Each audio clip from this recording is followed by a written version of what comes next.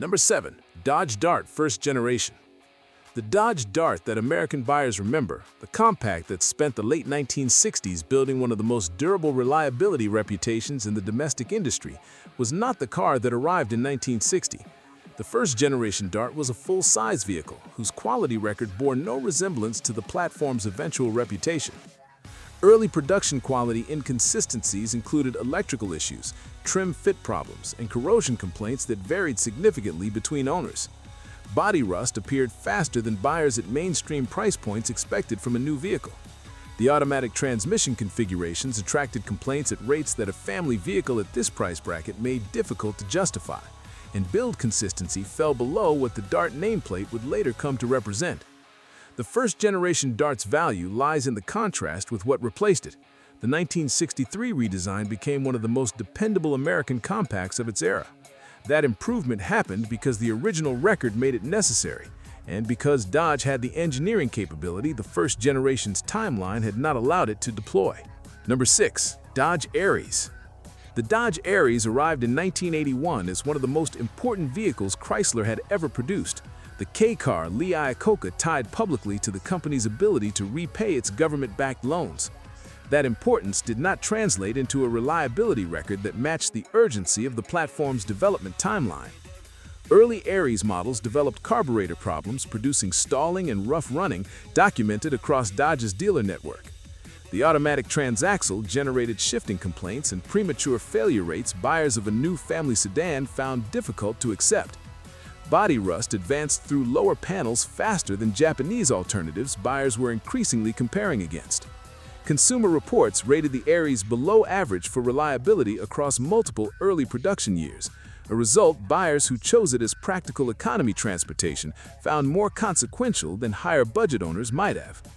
The urgency surrounding Chrysler's financial situation compressed development timelines in ways that affected refinement and long-term durability, a cost absorbed by early Aries buyers rather than by the company whose timeline had created it. Number 5. Dodge Daytona Turbo. The Dodge Daytona arrived in 1984 as Chrysler's attempt to recapture performance credibility through a turbocharged front-wheel drive coupe, a car that positioned itself against European sport coupes at a price point that American buyers found accessible. The Turbo I engine at its center proved less reliable than the performance identity it was meant to support.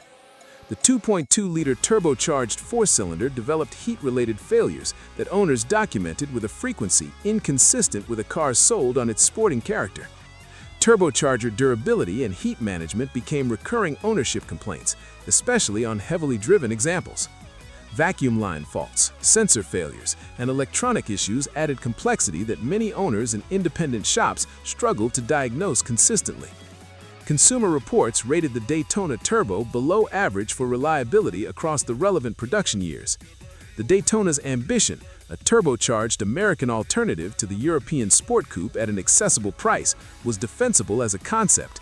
The execution introduced an ownership experience that the car's marketing had not prepared buyers to manage. Number 4. Dodge Caliber 2007 to 2012.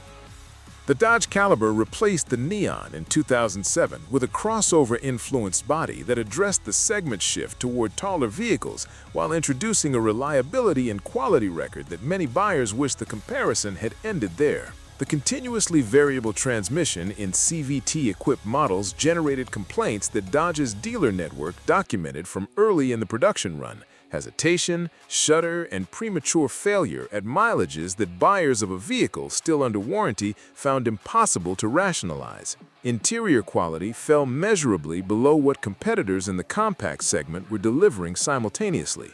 Hard plastics, panel gaps, and material choices that period road tests documented as below the class standard. The four-cylinder engine produced adequate power, but the CVT's behavior undermined whatever driving character the platform offered. Consumer Reports rated the Caliber below average for reliability across multiple production years. The Caliber replaced a car with a documented head gasket problem and generated a different set of documented problems, suggesting the Neon's lessons had not been fully applied. Number 3. Dodge Neon 1995 to 1999. The Dodge Neon arrived in 1995 alongside its Plymouth counterpart, with marketing that communicated personality, accessibility, and a genuine confidence that Chrysler could build a competitive small car. The head gasket did not share that confidence. The 2.0-liter four-cylinder developed a pattern of head gasket failure across the early production years that was documented in sufficient volume to attract large volumes of owner complaints, warranty claims, and technical service attention. Buyers who had purchased the Neon as reliable economy transportation discovered in year 3 or 4 that the repair costs ahead of them bore no relationship to the car's original purchase price or the warranty coverage that had already expired. Chrysler improved the head gasket specification in later production years.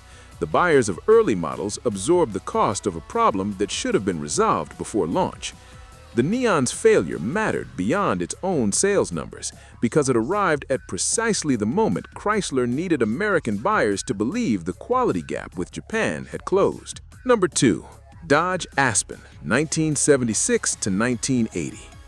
Chrysler sent the Dodge Aspen to market in 1976 as the replacement for the Dart, a compact that had spent more than a decade building a genuine durability reputation that American buyers had come to associate with the Dodge nameplate at the economy end of the lineup. The Aspen began generating recalls before its first model year had ended. The recall campaigns that accumulated across the production run covered carburetor fires, brake failures, hood latch defects, and engine stalling, separate documented failure modes across separate recall campaigns. Rust penetrated fender wells and floor sections within 2 to 3 winters on cars purchased new in climates that American manufacturers had been building for throughout their history. Consumer Reports placed the Aspen among the lowest-rated American midsize cars of the period across multiple consecutive survey years. The Aspen's failure was a brand failure. Buyers who chose it based on the Dart's reputation found a vehicle that systematically dismantled what that reputation had built. The company that built the Dart spent the late 1970s explaining why its replacement was in the shop. Number 1. Dodge Journey. The Dodge Journey's defining quality was not its engineering or design.